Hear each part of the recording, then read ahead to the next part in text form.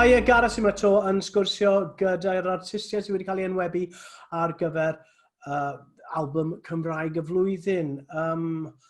Tro yma, mae dy fi un o legends y scene, Mark Roberts, neu Mr, fel mae'n cael ei adnabod ar ei albums diweddara nhw. Sŵr ti, Mark? Ti'n iawn, diolch Gareth, ti'n iawn?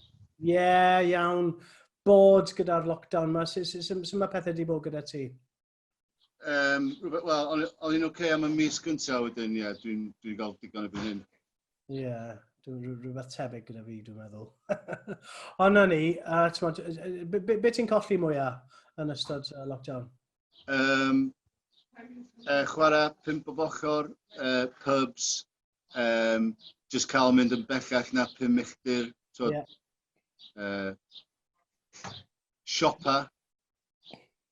Ie, siopa, ti'n mynd cael dy ddamol lawr i Tesco's drwy'r amser? Dwi wedi bod...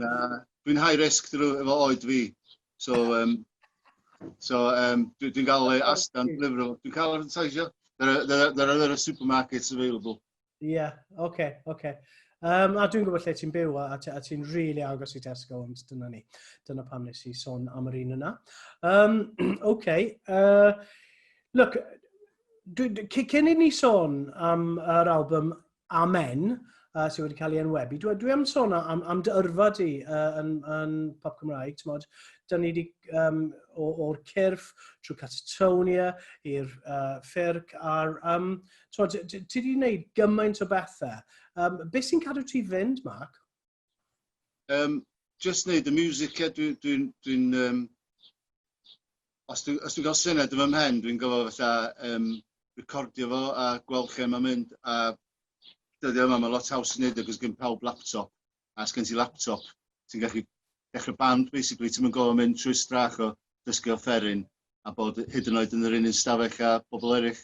So, beth yw'r gwahaniaeth rhwng wneud stwff fel Amen a'r albums diweddara a'r stwff oedd ti'n neud gyda'r cyrff? Dwi'n meddwl yna fi, dywaniaeth, pan o'n i'n ifanc, pan o'n i'n stwff y cyrff, o'n i'n jyst yn dechrau off, o'n i'n bach yn flin ac yn teimlo bod ni'n stuck mewn ruts a bethau, jyst isio, dwi'n bod, fatha bron, fatha chwarae'n hynna'n allan o'r ruts na rwsyd. Oedd o'n tod, mae'n romantis bod mewn band pan ti'n ifanc, mae'n amazing o gyfnod. A wedyn, erbyn hyn, dwi'n mwy kind of, dwi'n meddwl bod measured amdano peth, a wedyn, dwi'n just mwy keen ar yr ochr recordio a ysgrifennu. Ie. Ti'n colli chwarae'n fyw yn ystod y cyfnod yma? Wel, oeddwn ni'n really tŵrio fel sa'ch chi'n deud, so na, dwi'n really methu hwnna na. Ond mae'r gigs di yn ddiweddar wedi bod yn llwyddiannau masif, dwi'n meddwl. Rai o'r gigs gorau sydd wedi bod yr album diwetha a hyn. Ti wedi rhoi bands briliant at ei gilydd ac mae'r crowd wedi bod yn really gefnogol. Ond dwi'n chwarae teg, yr unig bobl sydd dod yn y gys di. Mae'n symud o gwmpas, mae'n licio trefeilio. Na, maen nhw'n gres, maen ffantastig. Ond, pam ddo, nes i deimlo, ti cwpl o flynyddoedd yn ôl, pan ddechreuais ti ar y prosiect Mr. Oedd e'n teimlo fel bod gen ti egni newydd, bod yna rhywbeth, oedd ti rhywbeth pendant, oedd ti eisiau gwaed wrth y cynulleidfaoedd?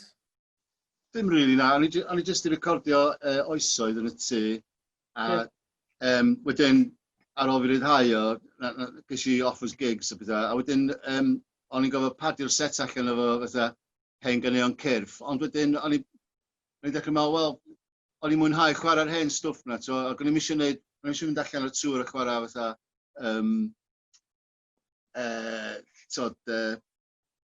beth i gair, nostalgia kind of show. O'n i eisiau gwneud stwff newydd fi a stwff cyrff a beth bynnag oedd yn cymryd ffansi fi, really, to. Ie. So, o'n i eisiau bod yn rhy nostalgic, a o'n i eisiau i ryw raddau gwthio ymlaen. Ond dim just nostalgia, mae'n really odd pan ti'n cyrraedd oedran ni, a dwi'n tipyn bach yn hun y ti, ond dwi'n meddwl amdano ni yn yr un kind of, yr un genhedlaeth felly. Ond mae'n odd trio peidio bod yn nostalgia, cos da ni o'r genhedlaeth sort of punk a all punk, a da ni just really ddim eisiau bod yn nostalgia. Ond da ni'n ganol oed, a ni sy'n bia'r caneuon na, dwi wastad yn meddwl. So, pwy all feio rhywun am chwarae 1 neu 2, neu 4 neu 5 o'i hen ganeuon. A oedd yr gynulleidfa yn lapio na fyny. Nes i weld y band yn chwarae cwpl o weithiau, ac oedd yn amazing o live experience. Dwi'n cofio ti'n dod ymlaen gyda'r Crumblowers yn Steddfod Caerdydd, dwi'n meddwl, a canu Cymru Lloegr a Llanrws. Sut brofiad oedd hwnna? Oedd hwnna'n briliant, cos o'n i, fatha, os yna un band swn i eisiau bod yn, oedd Crumblowers nôl ar yr adeg oedd nhw'n mynd. So, pan oedd nhw ofyn i fi, ti'n ffansi dod ar llwyfan efo ni yn Eisteddfod y canu y gan na. Nes i dweud, wel, mond os dwi'n cael canu yn yr eich chi hefyd. So, oedd hwnna'n dream come true i fi. Ie.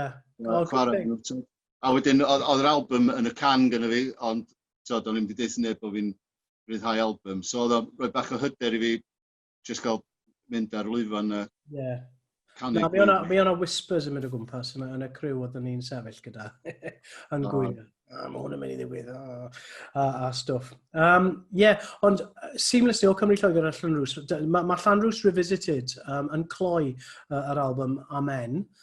So dwi am sôn am yr album Amen. Mae'n take really gwahanol ar y gan yna. So sut oedd mynd yn ôl at y gan yna? A pam mynd ôl at y gan yna? O'n i just isio, gyda rhyw fath o love-hate relationship efo'r gan.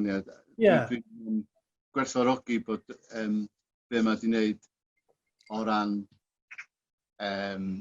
gael cyrff ar y radio a stwff a nes agor lot o ddrysau i ni ar y pryd. A mae cael yn cael ei chwarae wan. Ond hefyd, o'n i eisiau just fatha trio rhoi newid y context y gan a fatha wneud rhywbeth mwy tywych efo fo. So Amen, yr album newydd, pam y teitl Amen? O fi a Paul di recordio album o'r enw Oes. Gynna ni fatha project enw y Ffyrc, sy'n anagram o cyrff, ti wrth dweud e. A Oes, a wedyn oedd teitl album cyntaf fi, fel Mister yn Oesoedd, a wedyn mae fatha diwedd The Lord's Prayer, dydi? Oes, Amen. O hefyd, a'r Testament newydd hefyd yn gyda'r cyrff. Ie, mae'n rhyw thema yn mynd. Pa mor bwysig wyt ti'n meddwl bod yna rhywbeth dyfnach mewn pop, na just jolly tune? Dwi'n meddwl, os ti fod yn onest, mae bobl yn gallu dallt hwnna. Mae rhan fwy o bobl yn gallu... Dwi'n gwybod os dyn nhw'n gwybod hyn neu beidio, ond maen nhw'n gallu cael trwy rhywun sy'n just yn bullshitio chdi. A mae gonestrwydd yn dod trwad, a mae'n adio rhyw haen arall i gan ac yn neud o mwy... Dwi'n gwybod, neud o sydd o mewn yn fwy. Dwi'n meddwl mae'n bwysig roed fel artist mewn unrhyw, os di o'n peintio neu beth bynnag ydi o, just bod i wneud siŵr bod chdi'n rhoi bach o dy hun yn efo ac ar ôl bach o dy hun ar ôl mewn ffordd. Yn sicr, ti'n modd. Wyt ti byth yn pregethu, ond wyt ti'n gwneud peintio lluniau neu cymryd ni mewn i ryw fyd a creu wyrgylch. A dyna beth sy'n gret am hwn. Ond o'n i dod nôl i'r teitl Amen. Gobeithio nad hwn fydd dy record ola di. Wel, dwi'n ganol wneud un wan, so na. Mae hwn yn even mwy depressing na Amen, ond na fo. Stori arall. Ie, mae yna heina i'r caneuon, ti'n gallu gwrando nhw loads o weithiau, a mynd nôl atyn nhw. Ti hefyd wedi rhoi band amazing at ei gilydd. Ti'n recordio, beth yw dy broses ti? Ti'n recordio ar ben dy hunan, so ti sy'n chwarae popeth, ie? Wel, ar Amen, wel, fi oedd chwarae bron iawn bob dim, ond oedd ar Amen ar ei Steve Jenkins, chwarae ar y couple of tracks o drums, a David Ian ar y couple of tracks, cos oedd o'n cynhyrchu. Ond ar yr un dwi'n recordio wan, mae'r un o'r pethau da amdano y lockdown ydy bod fi wedi gallu, dwi'n sgwennu'r y gan yn fras ac yn gyrru fo i'r gweddill y hogia i adio stwff nhw, a maen nhw'n gyrru fo nôl iddo fi. So mae kind of remote studio. So gen I tro yma fydd y chwarae yn lot gwell ar y offer yna eraill dwi'n methu wneud. O na, maen nhw'n swnio'n amazing. Llonwch chi ar gael dy enwebu ar gyfer Albwm Cymraeg y Flwyddyn. Mae'n greit, wedi really enjoyo gwrando arno fe. Mi fyddai'n enjoyo gwrando mwy arno fe hefyd. Diolch, Mark. Diolch, Gareth. Oce, pob hwyl ti. Ta-ra nawr. Tra.